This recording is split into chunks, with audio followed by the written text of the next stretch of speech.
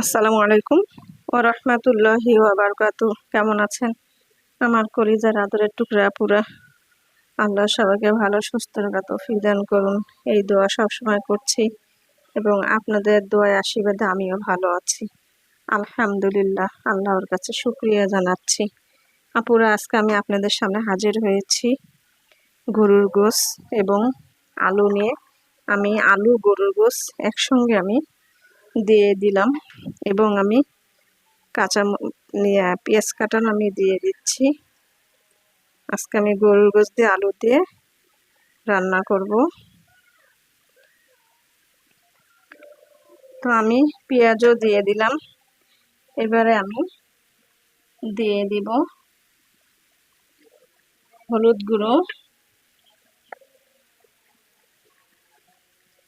গুঁড়ো দিয়ে দিলাম। দিয়ে দিব শুকনো মরিচ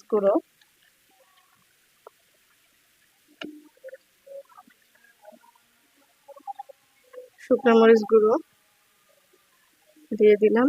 এবারে দিয়ে দিব ধনিয়া গুঁড়ো, দিয়ে দিব গরম মশলা গুঁড়ো,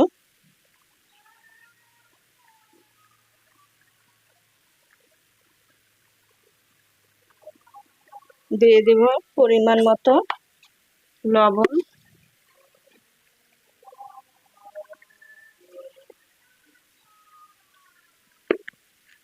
এবারে দিয়ে দিব আদা রসুন, দিয়ে দিলাম আদা রসুন।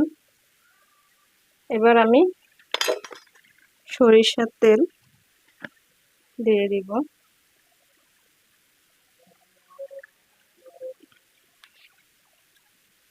সবকিছু আমি দিয়ে দিলাম। এবার আমি একটু নাড়াচাড়া করে দিয়ে দিব।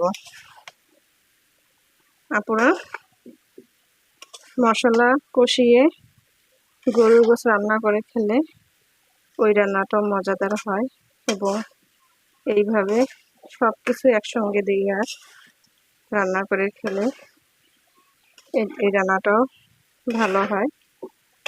মানে আপনাদের যেমন ইচ্ছা সেইভাবেই গোশ রান্না করে খেতে পারেন। বাগার দিয়েও খেতে পারেন, মশলা কষিয়ে দিয়েও খেতে পারেন এবং একসঙ্গে আমি যেইভাবে দিচ্ছি এইভাবেও খেতে পারেন বা হাতে মাখিয়ে খেতে পারেন।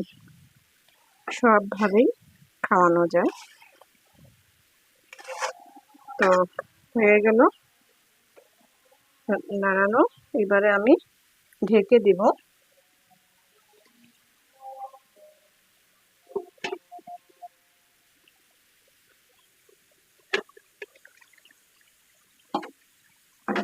আপুরা,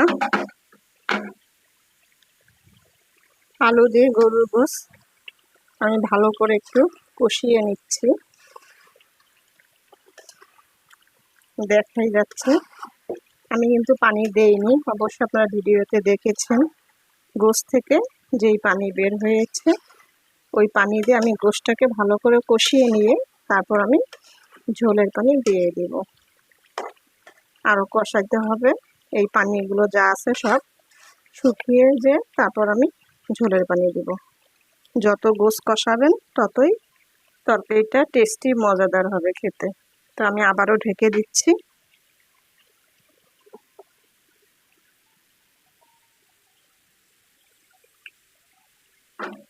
আপুরা, গরুর গোশ দেখুন একদম খুব সুন্দর একটা কালার এসেছে এবং কষানিও হয়ে গেছে। এবারে আমি ঝোলের পানি দিয়ে দিব।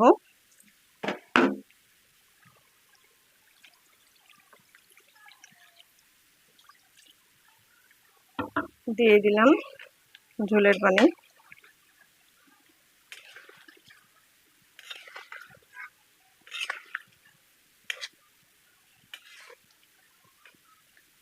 আপনারা এইভাবে আমার ভিডিও শুরু থেকে শেষ পর্যন্ত দেখে এইভাবে রান্না করে খেয়ে দেখুন। আশা করছি গরুর গোশ রান্নাটা অনেক মজাদার, হেলদি হবে। তো আমি আবারও ঢেকে দেব।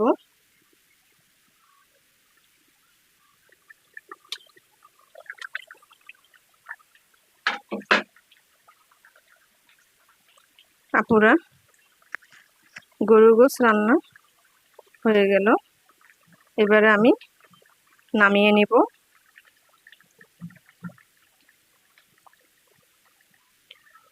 আপুরা, নামিয়ে নিয়ে আসলাম আলু দিয়ে গরুর গোশ তরকারি রান্না। কেমন লেগেছে আপনাদের কাছে ভিডিওটি অবশ্যই কমেন্টে জানাবেন, লাইক দিন, বেশি বেশি করে শেয়ার করুন। দোয়া চাই ছোট্ট রান্নাঘর চ্যানেলটিকে সাবস্ক্রাইব করতে একদমই ভুলবেন না।